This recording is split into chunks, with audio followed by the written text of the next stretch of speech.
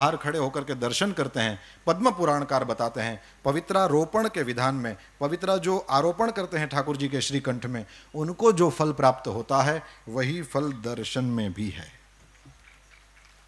अब जो मेरे पास समय है उसमें मैं मुझे जो मुख्य कहना था वो कहूँगा, तुलसी की महिमा सुनाऊंगा, क्योंकि तुलसी हमारे जीवन में हमारे साथ एकदम सटी हुई है और उसका हमको रोज काम पड़ता है, तो हम उसके साथ रहते हैं, इसलिए तुलसी जी की कुछ बातें आपको बताऊंगा। लिखा है शंकर भगवान के मुख से ये तुलसी महिमा बताई गई पद्म पुराण में। लिखा है कि तुलसी का महात्म्य भर सुन लेने से जन्म मृत्यु के चक्कर से हम छूट जाते हैं। जन्म से लेकर मृत्यु तक पर्यंत जितने भी पाप हुए हों केवल तुलसी महात्म्य सुनने से नष्ट हो जाते हैं। सुनिए, लिखा है तुलसी का पत्ता, फूल, मूल, शाखा, छाल, तना और मिट्टी आदि सभी पावन है। तुलसी संभवम सर्वम पावनम मृत्तिकादिकम। जो तुलसी काष्ठ का चंदन श्री कृष्ण को अर्पण करता और उनके श्री विग्रह में भक्ति पूर्वक लगाता है वो सदा श्री हरि के समीप रमण करता है। यही हरिचंदन है।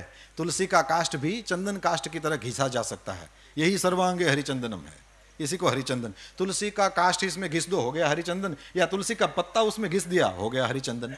ये ठाकुर जी को धराया जाए। जो तुलसी काष्ठ की आग से, तुलसी की जो सूखी लकड़ियां हैं उसको ऐसे ही कचरा समझकर फेंक न दें, इसका भी उपयोग है। लिखा है जो तुलसी काष्ठ की आग से भगवान के लिए दीप जलाए, तो कान खोलकर सुनिए, उसको 10 करोड़ दीप दान का फल मिलता है। जो ब्राह्मण तुलसी काष्ठ की अग्नि में हवन करते हैं उन्हें एक एक सिक्त अर्थात भात के दाने में अथवा एक एक तिल में अग्निष्टोम यज्ञ का फल मिलता है, जिस यज्ञ के कुंड में तुलसी का एक छोटा सा काष्ठ डाल दिया जाए। फिर लिखा है तुलसी की लकड़ी की आंच से तैयार किए हुए नैवेद्य का थोड़ा सा भी अन्न भगवान केशव को अर्पण किया जाए तो वो मेरु के समान अन्नदान का फल देने वाला होता है। जो भगवान को तुलसी काष्ठ का धूप देता है, भगवान ने એટલે આપણે અગરબત્તી સળગાવીને મૂકી દેવાય ને, મેં ટ્રાય કરી લીધી બોલવું હતું એટલે પણ બુઝાઈ જાય, એટલે આપણે ઘી કે કંઈક લગાડીને કદાચ કરીએ તો રહેશે।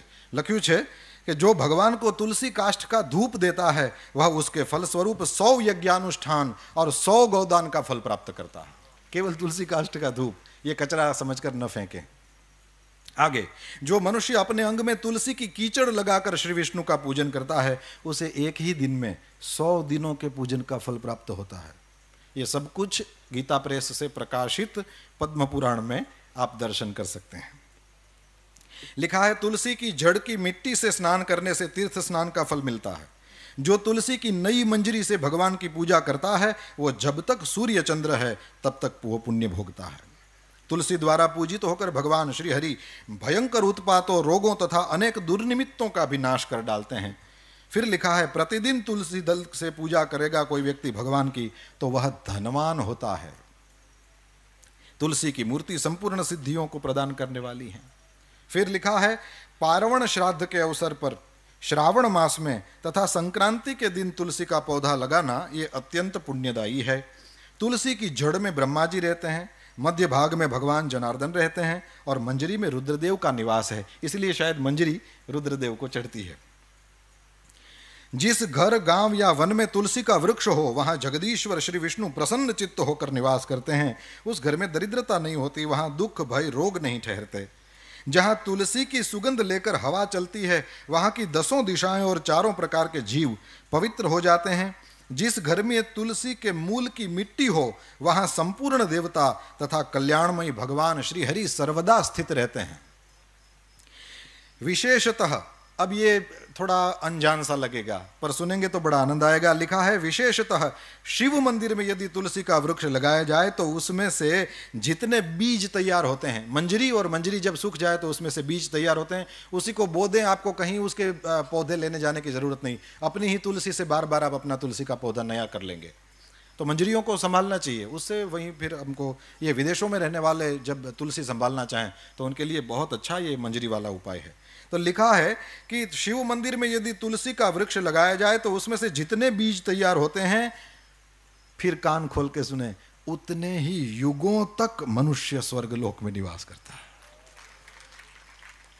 भगवान के समीप पृथ्वी तल पर तुलसी लगाने से सदा वैकुंठ की प्राप्ति।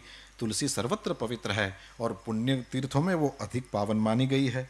और फिर लिखा है कि तुलसी वृक्ष के बगीचे का दर्शन और स्पर्श कर लेने मात्र से भी ब्रह्म हत्या आदि पाप नष्ट हो जाते हैं।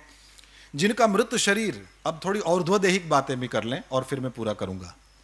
लिखा है जिनका मृत शरीर तुलसी काष्ठ की आग से जलाया जाता है वे विष्णु लोक में जाते हैं।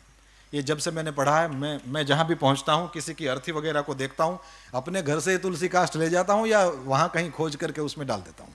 इसमें सबसे पहली मेरी दादी माँ थी। मैंने जब पढ़ा तो उसके बाद सबसे पहली जो भगवान के धाम में गई वो मेरी दादी थी, और मैंने उसी इस वचन को याद करके तुलसी काष्ठ कर दिया। मैंने कहा वह तो वैसे ही जाएगी हवेली में, जिंदगी भर ठाकुर जी की सेवा करने वाली, क्यों वैकुंठ में नहीं जाएगी? वो तो यहाँ थी तब भी वैकुंठ में थी। तो ये करने जैसा है, ये हम कर सकते हैं, इसलिए मैं कह रहा हूं। जिनका मृत शरीर तुलसी काष्ठ की आग से जलाया जाता है वे विष्णु लोक में जाते हैं। मृत व्यक्ति यदि व्यभिचार आदि किसी भी पाप से ग्रस्त हो, तुलसी काष्ठ की अग्नि से देह का संस्कार होगा तो वो शुद्ध हो जाएगा। लिखा है जिसकी मृत्यु के समय श्री हरि का कीर्तन, स्मरण और तुलसी की लकड़ी से जिस शरीर का दाह किया जाए उसका पुनर्जन्म नहीं होता। आपको लगेगा कि इतने सारे तुलसी काष्ठ कहाँ से लाएं, क्योंकि मनुष्य शरीर के लिए तो ज्यादा चाहिए। तो यहां लिख दिया है यदि दाह संस्कार के समय अन्य लकड़ियों के भीतर एक भी तुलसी काष्ठ हो तो करोड़ों पापों से युक्त होने पर भी मनुष्य की मुक्ति हो जाती है। तुलसी काष्ठ से मिश्रित होने पर सभी काष्ठ पवित्र हो जाते हैं। वैसे श्मशान में यदि कभी जाना हो तो लिखा है कि श्मशान का वो जो मृतक अग्नि है, चिता जब जलाई जाए तो मृतक जो अग्नि है उसमें से जो धुआं उठता है, वो धुआं यदि स्पर्श कर जाए तो लिखा है कि जन्म भर किया हुआ पुण्य खत्म हो जाता है। अब यहां और कुछ लिखा है, यदि तुलसी का स्पर्श करा दिया जाए तो क्या होगा। लिखा है जिस अग्निशाला या श्मशान में घी के साथ तुलसी काष्ठ की अग्नि प्रज्वलित होती है वहां जाने से मनुष्यों का पातक भस्म हो जाता है। उसमें पुण्य भस्म हो जाने की बात है, यहां पाप भस्म हो जाने की बात आई। तुलसी काष्ठ की अग्नि से मृत मनुष्य का दाह होता देख क्या होता है, बोले विष्णुदूत ही आकर उसको वैकुंठ में ले जाते हैं। वो करोड़ों जन्मों के पापों से मुक्त होकर भगवान विष्णु को प्राप्त करता है।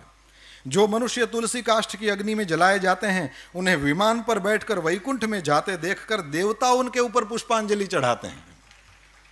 ऐसे जीव को देखकर भगवान विष्णु और शिव संतुष्ट होते हैं, और लिखा है श्री जनार्दन सामने जाकर हाथ पकड़कर अपने अक्षरधाम में ले जाते हैं। और फिर पिंडदान की बात, पिंडदान में लिखा है कि तुलसी दल को मिलाकर पिंडदान करने से 100 वर्ष तक पितर तृप्त रहते हैं। यह तो किया ही जाता है।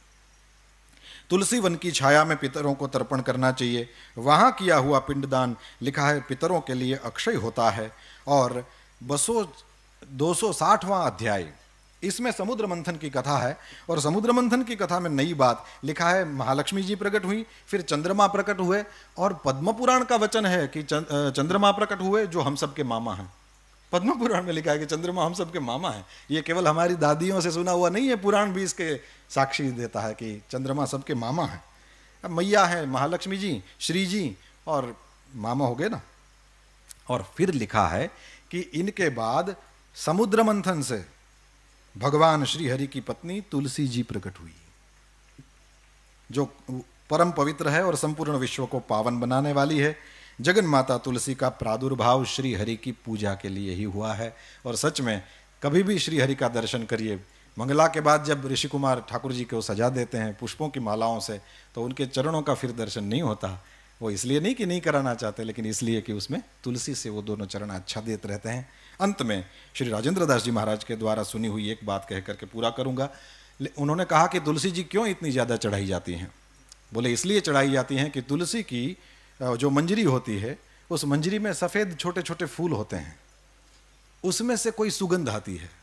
मैंने तो कोशिश करी, लेकिन मेरी इस प्राकृत नासिका को उसमें से कोई गंध नहीं मैं प्राप्त कर सका। उतना पता नहीं मेरा पुण्य नहीं होगा, पर उसमें से जो सुगंध आती है, महाराज जी ने कहा, श्री राजेंद्र दास जी महाराज ने कहा कि वही सुगंध श्री राधा जी, श्री श्री जी के शरीर से आती है, और इसलिए ठाकुर जी को तुलसी जी ज़्यादा पसंद है। हम सब ऋषि कुमारों को यहाँ पुराण प्रवचन के लिए अवसर दिया गया। इसके लिए अवसर के प्रदाता करुणा निधान पूज्य भाई श्री के चरणों में हम सब ऋषि कुमारों की ओर से बार बार दंडवत प्रणाम करता हूँ। आप सब ने बड़े प्रेम से सुना, इसलिए हम सब ऋषि कुमार आपके आभारी हैं। कृतज्ञता पूर्वक पुनः पुनः पूज्य भाई श्री के चरणों में प्रणाम, पूज्य स्वामी जी श्री माधवप्रिय स्वामी जी के चरणों में प्रणाम,